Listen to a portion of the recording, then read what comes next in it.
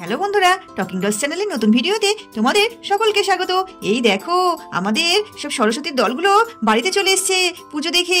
এদিকে মুন্নি, পুটি, শিরিন সকলে চলে এসছে। তো স্কিপ না করে সম্পূর্ণ ভিডিওটি দেখতে থাকো। পুজোতে ওরা কে কি করলো এবার তো সব গল্প করতে শুরু করবে। এদিকে রীনা দেবী, মধু, সালমা বেগম সবাই মিলে গল্প করছে। তো আসো বন্ধুরা, আমরা শুনে নিই এনারা কে কি বলছে। এদিকে রীনা দেবী বলতে শুরু করলো, মধু সেই বাচ্চাগুলো তো গেল, এখনো তো ফেরাফিরির নাম নেই। সারাদিন যে কি করছে কি খাচ্ছে কিছুই বুঝতে পারছি না, তারা তো এখনো ঘরে এলো না। ওহ মা, তুমি না সব সময় বাজে চিন্তা করো। আরে আজকে সরস্বতী পুজোর দিন, ওরা একটু ঘুরছে এদিক ওদিক, তোমার এত চিন্তা কিসের বলো তো? হ্যাঁ দিদি, চিন্তা করতে হবে না, ওরা ঠিক চলে আসবে। আমার শিরিনটা তো কোনো সময় পুজো দেখেনি, ওর খুব মজা হচ্ছে। বাবা সকালবেলা শাড়ি পরে ধেই ধেই করে বার হলো, বললাম আমি পুজো দেখবো। ইনি সবিতা দেবী কি বলছে এসো বন্ধুরা শুনি। যাই বাবা, কত ধকল গেল এই কিছুদিন যাবৎ। ছেলেটার জন্য পাত্রী রেখে এলাম, তো সেসবে তো খোঁজই নেওয়া হলো না। এইদিকে গাছটা তো শুকিয়ে গেছে। ইস, এই মেয়েটা যে কি করে না, নিশ্চয়ই জল দিইনি গাছটাতে। এই রাধা, তাড়াতাড়ি জল নিয়ে আয়, এই গাছগুলোতে একটু জল দিতে হবে। আর এই ঘরের চারিদিকে কেমন ধুলো টুলো জমে গেছে, এগুলো দেখতে হবে না? সব খেয়াল করবি নে, যেদিকে না তাকাবো সেই দিকেই সমস্যা। যাই দেখি কি যে করি। হ্যাঁ, অনেকদিন ধরে ভাবছি ফোনটা করেই ফেলি। কি বলে ওনারা একবার শুনে নি। তো এসো বন্ধুরা, আমি ফোন করব, তোমরা একটু শুনে নাও। সবিতা দেবী ফোন হাতে নিয়ে বসে পড়লেন। এবার উনি ফোন করছেন। এদিকে তো ফোনটা বেজে উঠেছে। এ বাবা, কে ফোন করলো দেখি। হ্যালো। রীনা দেবী ফোনটা ধরে, হ্যালো, কে বলছেন? আমি সবিতা বলছি। ও দিদি, বলেন কেমন আছেন? ভালো আছেন তো সবাই? মাসিমা কেমন আছে? আর আমাদের সেই শেলি রানীটা কেমন আছে? বাড়ির অন্যান্য সদস্যরা সকলে ভালো আছে তো? সবাই ভালো আছে, আপনারা? আমরাও সকলে ভালো আছি। তো দিদি বলেন। হ্যাঁ তো দিদি বলছিলাম আর কি, এই যদি আপনারা একদিন আসতেন এবং বিয়ের কথাগুলো যদি এগিয়ে রাখা যেত তাহলে একটু ভালো হতো না? সেই জন্যই আমি আপনাদের কাছে ফোন করেছিলাম। ও, এ তো খুবই ভালো কথা। ঠিক আছে, রবিবার দিন আমার ছেলে মাধবের ছুটি থাকে, আমি ওদের সঙ্গে একটু কথা বলে নিই, মধুর বাবার সঙ্গেও কথা বলে নিয়ে আমি আপনাকে জানিয়ে দিচ্ছি ফোনে। ঠিক আছে, সকলে মিলে আসবেন কিন্তু, আপনারা দাদারা সবাই মিলে আসবেন। না দিদি, আমি আর আসবো না।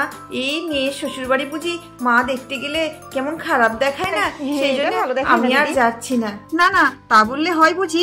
সকলে আসতে হবে। এখনকার দিনে আর ওইসব কেউ মানে নাকি যে মেয়ের মা আসা যাবে না? এসব বিষয় এখন আর চলে না। আপনি আসবেন, আসলে আমারও একটু ভালো লাগবে। মেয়ে শ্বশুর বাড়িটা কেমন একটু দেখবেন না?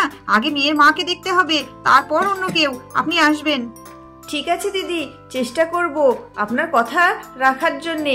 আচ্ছা আজ তাহলে রাখছি, সকলে ভালো থাকবেন বলে সবিতা দেবী ফোনটা রেখে দিলেন। কি গো দিদি, মনে হচ্ছে মধুর শ্বশুর বাড়ি থেকে ফোন করেছিল? আমার তো সেই রকমই মনে হচ্ছে। হ্যাঁ গো, এই মধুর শ্বশুর বাড়ি থেকেই ফোন করেছিল। ওরা বলছে আমাদেরকে যেতে। আমি তো রবিবারের দিনকে ডেট দিয়ে দিলাম। দেখি মধুর বাবার সঙ্গে কথা বলে মধুর বাবা আবার কি বলে। তাহলে রবিবারের দিনকেই যাব। ওরা আমাকেও যেতে বলছে। শিরিনের মা, আমার একটুও ভালো লাগছে। আরে যাবে তো কি হয়েছে, এ তো ভালো কথা। এখনকার দিনে সকলেই যায়। এ কি আর সে আগেকার যুগ আছে যে মেয়ের মা পাত্র দেখতে যাবে না? তুমিও যাবে। মা, কাকিমা, তোমরা কথা বলো, আমি একটু বাইরের দিক থেকে ঘুরে আসি বলে মধু তো লজ্জা পেয়েছে। ও বাবা, মেয়ে তো লজ্জা পেয়েছে, এখান থেকে উঠে চলে যাবে বলছে। আরে বাবা, লজ্জা পেতে হবে না, এখানে তো আর অন্য কেউ নেই, আমরাই আছি। যাক, আমাদের মধুর বিয়েটা মনে হচ্ছে খুব তাড়াতাড়িতেই হবে।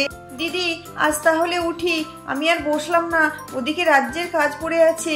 শিরিনরা আসলে মধুর সঙ্গে একটু বাড়ি পাঠিয়ে দিও বলে সালমা বেগম উঠে বাড়ির দিকে গেল। যাই, আমিও উঠি, আমার এদিকে রাজ্যের কাজ পড়ে আছে, সেই থেকে বসে আছি।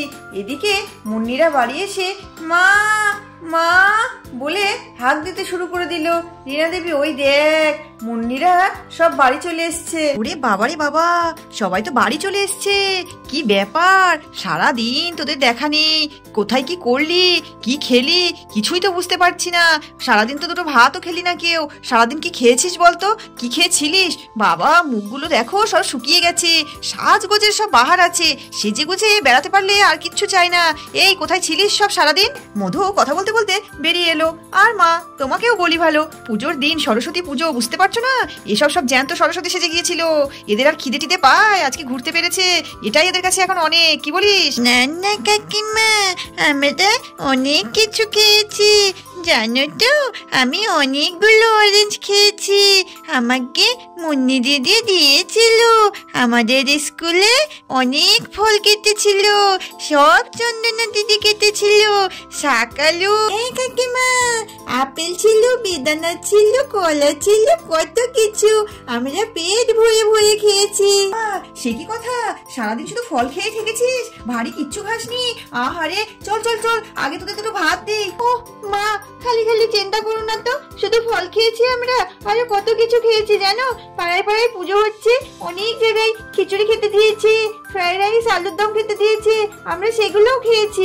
জানো কাকিমা, আমরা অনেক ঠাকুর দেখেছি, আমি তো এর আগে কোনোদিন ঠাকুর দেখিনি। ঠাকুরগুলো কি সুন্দর দেখতে ছিল, এই বেশিরভাগ সাদা সাদা ঠাকুর ছিল, সেই দুর্গা ঠাকুরের মতো কালারিং ঠাকুর ছিল না। হ্যাঁ সে তো বুঝলাম, তো তোদের স্কুলে কিছু খেতে দেয়নি, শুধু ফলই খেতে দিয়েছে, আর অন্য কিছু খেতে দেয়নি? দিদি, আমাদের স্কুলে আজকে খেতে দেয়নি, শুধু ফলই দিয়েছে। ম্যামরা বলেছে অন্যদিন খাওয়া দাওয়া হবে, সেই দিনকে অনেক ভালো খেতে দেবে। বলেছে গোবিন্দভোগ চালের বাসন্তী পোলাও দেবে, আলুর দম দেবে, চাটনি, পাঁপড়, রসগোল্লা সব কিছু খেতে দেবে। ও তাই বুঝি, তো অনেক গল্প শুনলাম। চল, তোদের মারা বলেছে তোদেরকে বাড়ি পৌঁছে দিতে। শিরিন, পুটি, সকলে আয়, তোদেরকে বাড়ি পৌঁছে দিয়ে আসি। এই লতা তুইও আয়, আর বনি, চন্দনা তোরা সাবধানে বাড়ি চলে যাস।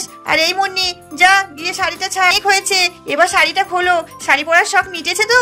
যাও যাও, এবার শাড়িটা খুলে নাও। এদিকে শেখর বাবু বাড়ি চলে এসছেন। কই গো মধুর মা, এই রাধাকে এখনো তোলনি গোয়াল ঘরে? এত ঠান্ডার মধ্যে এখনো বাইরে বার করে রেখেছো? আর এই একটু একটু শীত চলে গেছে, মশার উৎপাত, এখনো গোয়াল ঘরে সাজাও দাওনি, ধোয়া দাওনি, কি করছো কি বলো তো বাড়িতে বসে বসে? হ্যাঁ, এই মুন্নিরা সব বাড়ি এসেছিল স্কুল থেকে, ওই ওদের কাছেই গল্প শুনছিলাম, সেই জন্যই একটু দেরি হয়ে গেল। হ্যাঁ বাড়ি এসছো, খুব ভালো হয়েছে। তোমার সঙ্গেও আমার কিছু কথা আছে, শোনো ভালো করে। আজকে সেই পাত্রের মা ফোন করেছিল, আমাদেরকে তো যেতে বলছে। সে বিষয়ে কিছু ভাবছো, কিছু এগোলে? হ্যাঁ, তো যেদিন সেদিন গেলেই হলো, তুমি একটা ডেট না বলে দিয়ে। আমি একটা ডেট বলে দিয়েছি, সামনে রবিবার। রবিবারের দিনকে মাধবের সেরকম কোনো কাজ থাকে না, ছেলেটারও ছুটি বাচ্চাটা থাকে, সেই জন্য রবিবারটাই বেছে নিয়েছি। তো তোমার সময় হবে তো? ওনাদেরকে আবার ফাইনাল কথা ফোনে জানিয়ে দিতে হবে। হ্যাঁ ভালো করেছো, আমার আবার সময় কিসের, আমার যেদিন সেদিন হলেই হলো। ঠিক আছে, তাহলে রবিবারের দিন পাত্র দেখতে যাব। তাহলে বন্ধুরা, আমাদের গল্প আজকে এখানেই শেষ। দেখা হচ্ছে পরবর্তী ভিডিওতে। আমাদের গল্পগুলো ভালো লাগলে অবশ্যই আমাদের টকিং ডলস চ্যানেলটিকে সাবস্ক্রাইব করবে, আর সবার আগে দেখার জন্য পাশে থাকা বেল আইকনটি প্রেস করে দেবে। আর গল্পগুলি ভালো লাগলে অবশ্যই একটা লাইক করবে, আর কমেন্ট করে জানাবে কেমন কেমন গল্প দেখতে ভালো লাগে। তো দেখা হচ্ছে পরবর্তী ভিডিওতে। সবাই ভালো থাকবে, সুস্থ থাকবে, টাটা, বাই বাই।